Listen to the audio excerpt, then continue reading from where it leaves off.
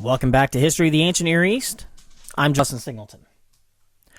Now, just like last time, please excuse me if you hear the dogs scratching and walking around the background, or barking, or the kids coming in, or whatever it may be. All right, having left Egypt in the Iron Age, we move now to the northern Levant, with only one more lecture concerning social time. Oh, actually, two more after this one. Israel, and then all the other little nations like Moab and Ammon and so forth. But for this one, we will discuss the Phoenicians, the northern neighbors of Israel. Now, the outline for this lecture is a bit specific, mainly because I've already written a few things about the Phoenicians, these peoples being kind of a favorite of mine. Now, we'll discuss the emergence of the Phoenicians, retouching on the Bronze Age collapse, and how the northern coast of the Levant survived that collapse, followed by their ascendance to prominence concerning early exploration, the enriching of the city Tyre, and their missionary and intellectual efforts, and then finally the fall of the Phoenician coast due to the Assyrian threat, which led to Carthaginian autonomy. Of all the historical periods in the ancient Near East, the Iron Age in the Levant is perhaps the most well-studied. And although that typically pertains to the southern Levant, the northern Levant at the time of the Phoenicians has been a favorite of many a scholar, including myself. Generally speaking, the early Iron Age in the Levant is a time of change. On the heels of the Bronze Age collapse, that period in which most of the northern hemisphere reached a climatological hot point, bringing drought and famine and therefore war and devastation from the Black Sea to Egypt, the northern Levant saw opportunity. Now, it should be noted that Phoenicia is not a state or nation. Instead, like Sumer, it's a geographical location. It's a region. In this case, a region along the Mediterranean coast in the northern Levant, between Mount Carmel and Arvad, somewhat secluded from the world due to a large mountain range to the east. The region includes the primary cities of Byblos, Sidon, and Tyre, along with a few others. The people of the Phoenician cities are thought by some to be the last remnant of the aboriginal, non-Semitic inhabitants of the land, though no doubt of mixed race.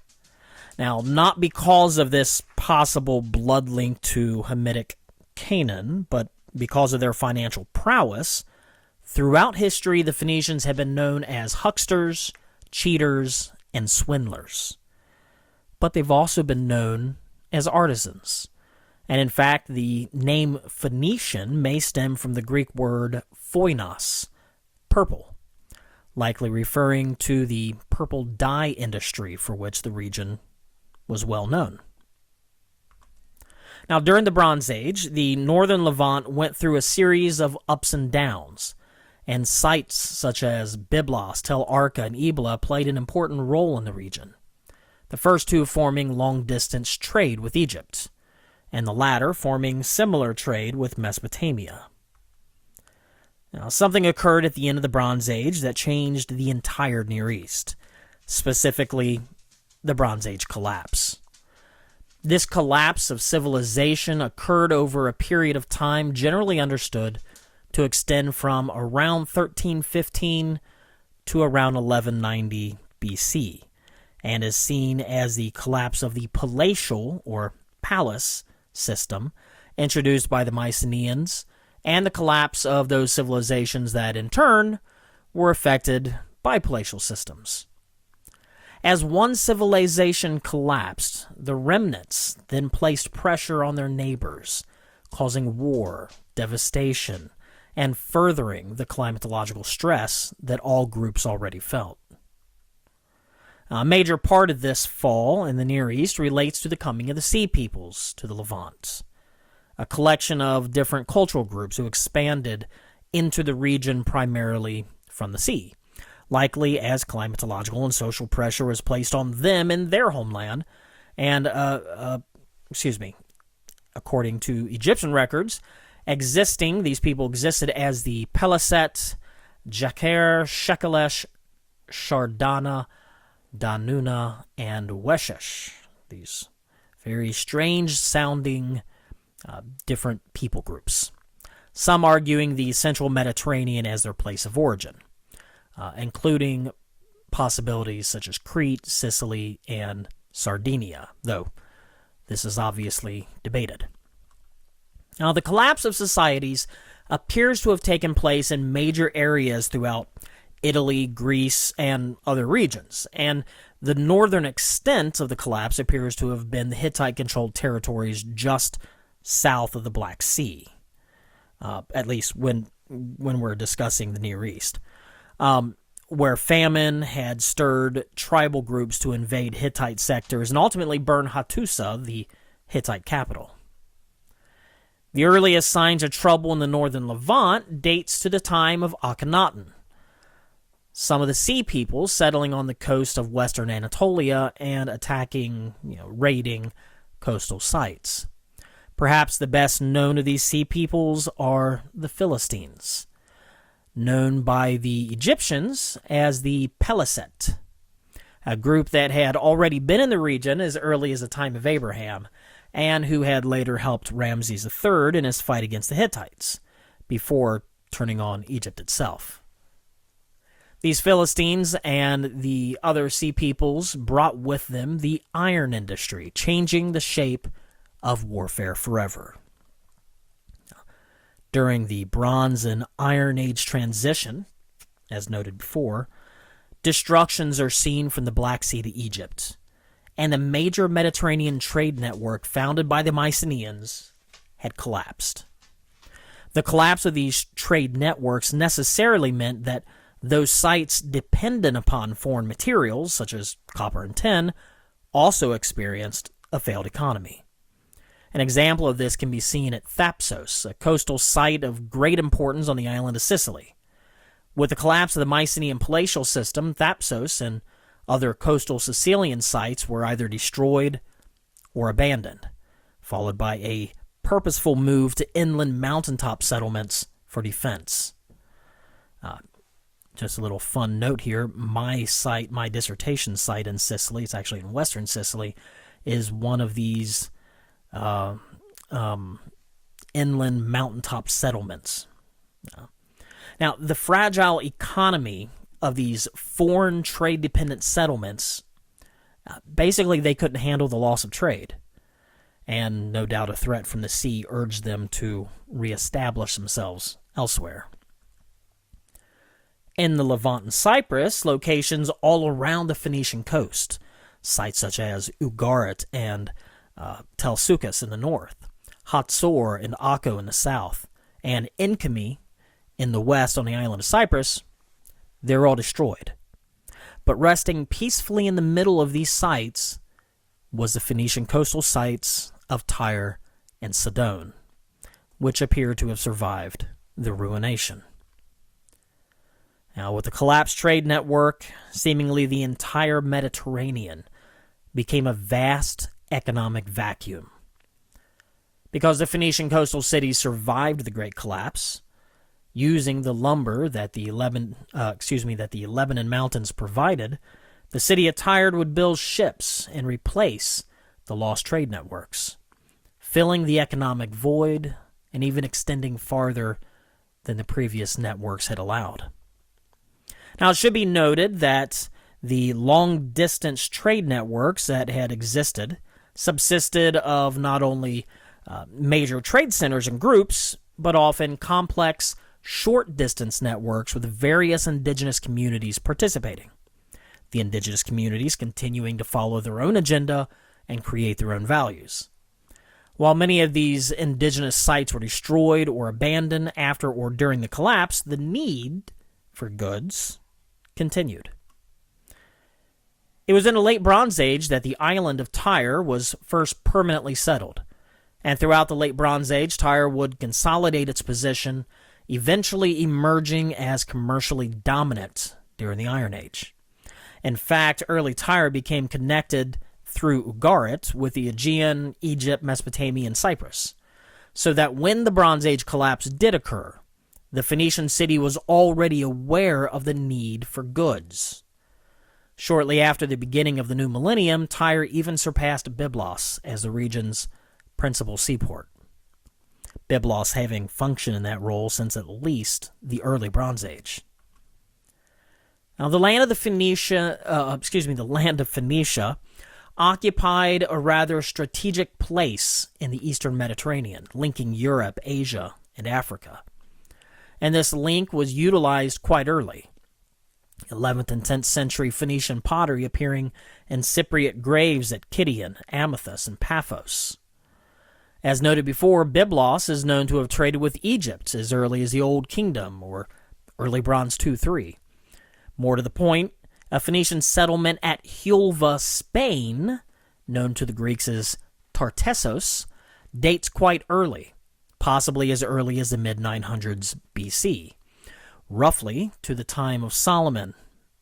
And Necho II of Egypt may have, according to Herodotus, requested that the Phoenicians circumnavigate Africa around 600 BC. Aegean influence identified trade potential throughout the Mediterranean, and Phoenician and Greek merchants had come to build mercantile relations with indigenous cultures, as just noted, as far as Spain. In fact, the Phoenicians appear to have established some trading links in the West even before the Greeks did. Now, for the Phoenicians, the abundant natural resources from the mountains meant that a surplus was already had at home. And therefore, Tyrian ships were able to export cedar, wine, honey, balm, spices, olive oil, cereals, fruits, and more. And the Phoenicians helped to propagate chicken, donkeys, cats, and even rabbits, as well as spreading plant cultivars such as citrus, reed, flax, and pomegranate. Now, living on the semi-periphery of both Egypt and Assyria, the Phoenician cities could trade with these great societies and beyond, collecting resources along the way from newly established Phoenician settlements, who no doubt gathered resources from indigenous groups. Phoenician ships spread across the sea, establishing multiple settlements with good harbor at sites all across the Mediterranean, possibly a move taken to counter the growing Greek colonizations of places such as Sicily. One such site, Carthage, shows evidence of tithes paid to the temple of Melkart in Tyre, thus enriching Tyre as well as themselves, Tyre becoming the key economic core of the Phoenician coast. The richness of the Phoenician coast went well beyond their trade emporia.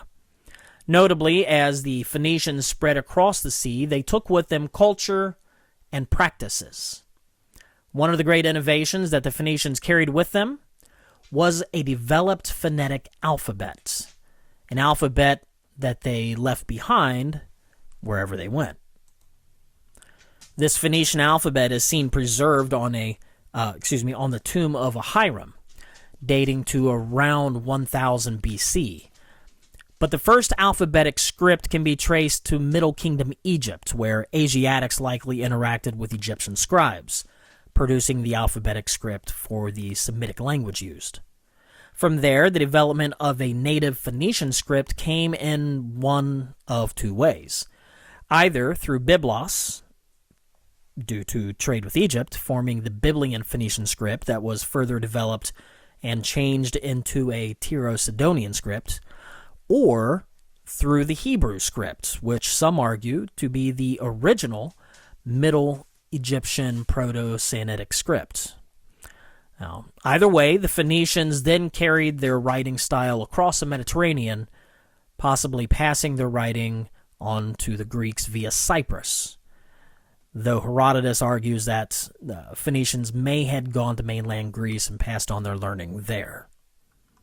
Now, beyond academic learning, the Phoenicians also extended their own religion into the Mediterranean, much like modern missionaries.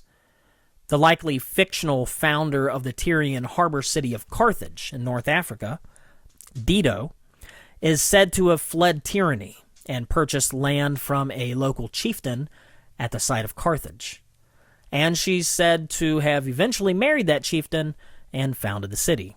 Now, interestingly, mixed marriages at Carthage are known from archaeological sources, where a flourishing hybrid culture can be seen.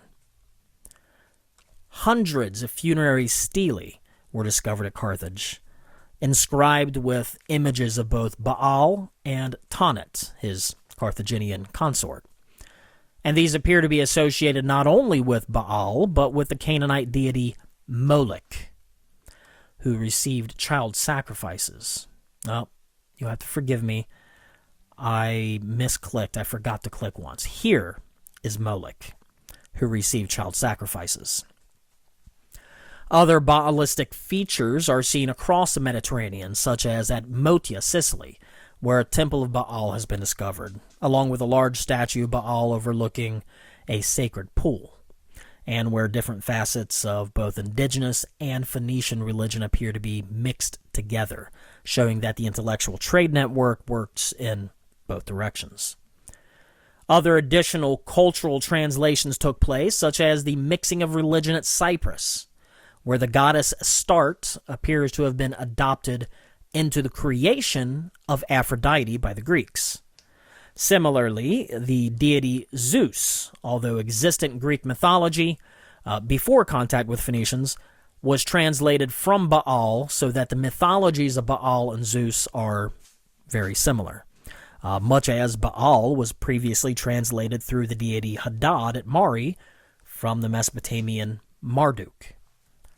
Now, this type of missionary effort was evidenced by the very many temples to Canaanite deities across the Mediterranean, and, of course, as evidenced by the biblical Jezebel, the Phoenician princess who married Ahab and spread a more perfect Baalism through the northern nation of Israel. The Phoenician coast did eventually fall.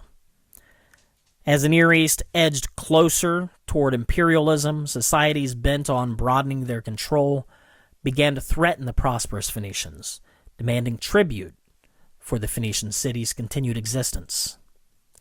Now, it's possible that the Phoenician craftsmen who left their homeland for parts unknown, founding colonies around the Mediterranean, left their homeland due to this growing threat at the end of the 9th century, much like the story of Dido.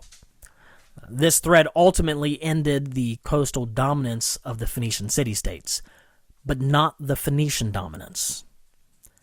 The Phoenician cities remained quite comfortable in their northern Levantine homeland early on, and their mutual economic treaty with the then-combined nation of Israel under the famed King Solomon no doubt enriched both regions. Now, it was not until the later Assyrian Empire demanded tribute that the Phoenicians truly felt the pressure of the outside world. In fact, as the Assyrian Empire expanded their territorial control, the Assyrians had to rely on external sources to meet their own demands, depending on Eastern Mediterranean cultural groups such as Arab, Philistine, and Phoenician traders to gather the needed resources from far-off regions such as Spain, Nubia, Arabia, and even Afghanistan. Interestingly, it was likely the Phoenicians who brought the 9th century Assyrians through Tiglath-Pileser I into a technological modernity. Unfortunately for the Phoenician coastal cities, Assyrian expansion into the general Phoenician area of the Levant meant that Assyria would begin to change its relationship with Tyre from trade partner to overlord. With this change in status, Assyria required the Phoenicians now to simply pay the Assyrians, rather than mere exchange. And as Assyria conquered parts of the southern Levant, namely the northern nation of Israel, and then replaced the peoples with peoples from around the conquered empire, the Phoenician cities could now see firsthand what denying the Assyrians could look like. Now, although the Phoenician coastal cities continued their existence under Assyrian and then Babylonian overlordship, Carthage, that major port city established in North Africa, would begin to reign under its own autonomy. By the Persian period, with the Persian conquering of the northern Levant, Carthage began a new era of true autonomy and of prosperity. This Carthage is the same Carthage that would ultimately fight against the Romans during the Punic Wars, and the Carthaginian influence would continue throughout the Mediterranean. Well, this is the final lecture concerning the social time aspects of the Northern Levant. I hope you've enjoyed these lectures as much as I have studying and creating them.